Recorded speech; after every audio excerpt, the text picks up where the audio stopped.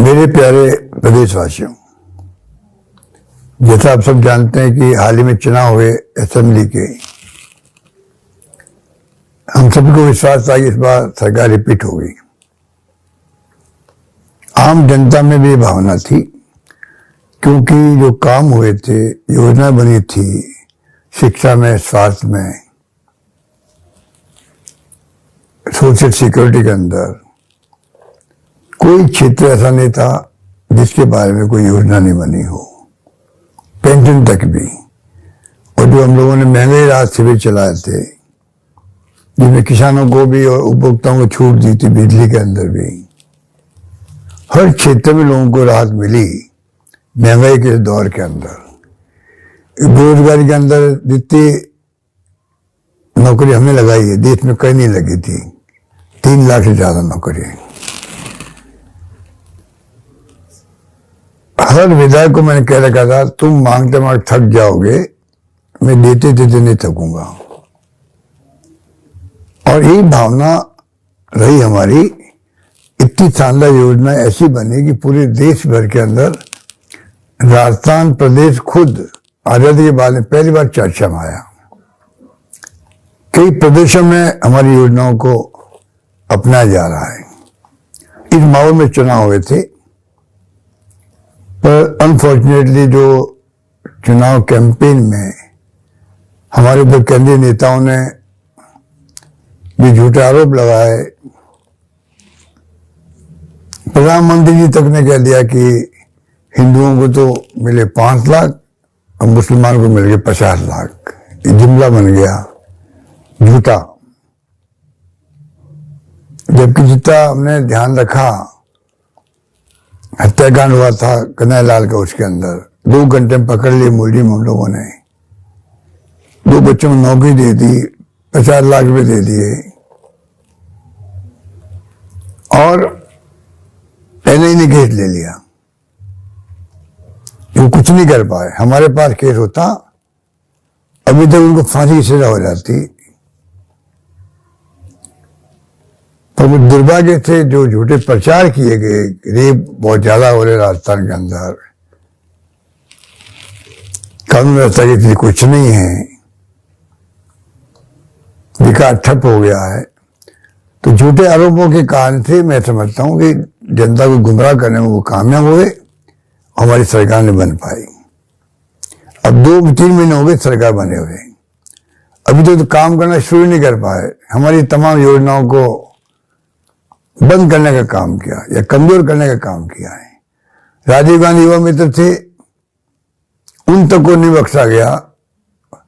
अगर राजीव गांधी के नाम से ऐतराज थे, नाम बदल देते, पर कम से कम उनके काम को देखते, किस प्रकार वो सरकारी योजनाओं को घर घर से पहुंचा रहे थे। ऐसे कई उदाहरण मिलेंगे आपको। अच्छे महीने हो गए राशन की दुकान वालों को कमीशन नहीं मिल रहा है।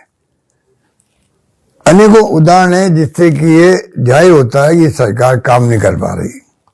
इस माहौल में हम चल रहे हैं।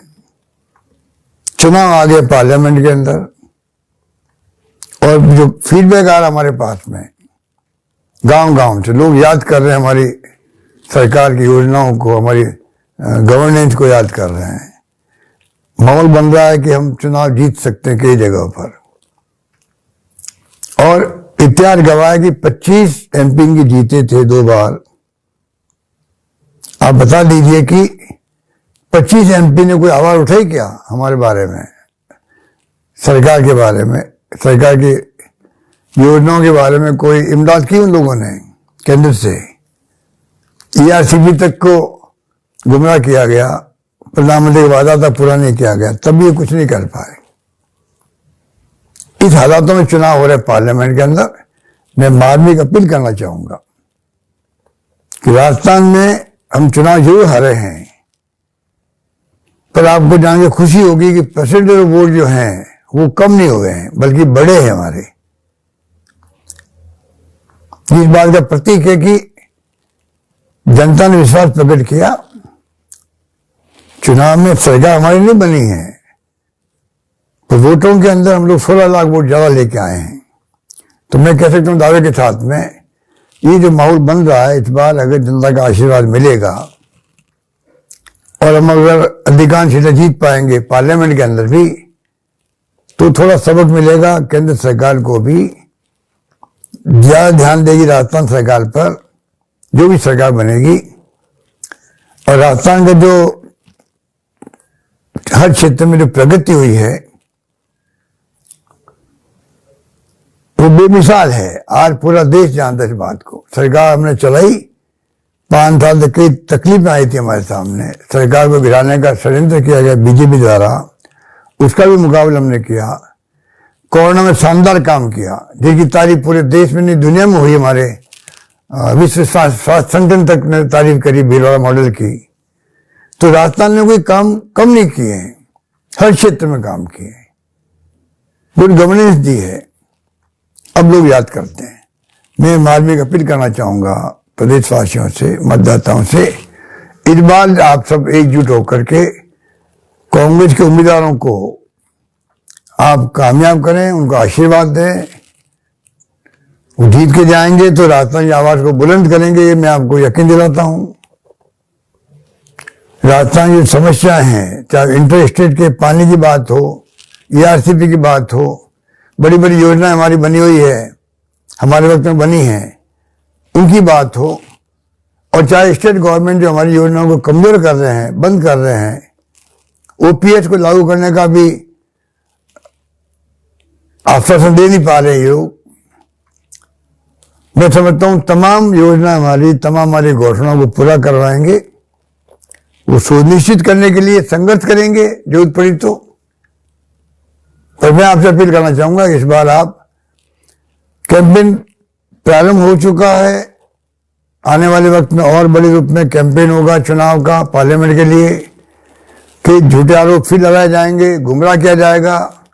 आपसे मेरी अपील है, मार्मिक अपील है, कृपा करके आप इस बार कांग्रेस के उम्मीदवारों को आशीर्वाद दें, उनको कामयाब करें। और मैं आपसे वादा करता हूं, गारंटी देता हूं आपको, कि प्रदेश कांग्रेस कमेटी और हम सब मिलकर के, नेता प्रतिपक्ष असेंबली के अंदर, प्रदेश कांग्रेस कमेटी असेंबली के बाहर, हम सब मिलकर के गवर्नमेंट चाहे बीजेपी की बन गई हो, इतना दबाव बनाएंगे कि आपकी तमाम योजनाओं को लागू करवाएंगे, बेनिफिशियरी को लाभ मिलता रहे, ये सुनिश्चित करेंगे। और स्टेट के इंटरेस्ट को हम लोग केंद्र के अंदर भी दबाव बना के हम लोग कामयाब होंगे, ये मैं आपको यकीन दिलाता हूं।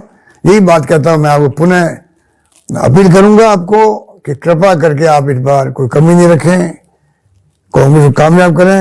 यही बात कहता हूं, मैं अपनी बात समाप्त करता हूं। धन्यवाद। जय हिंद।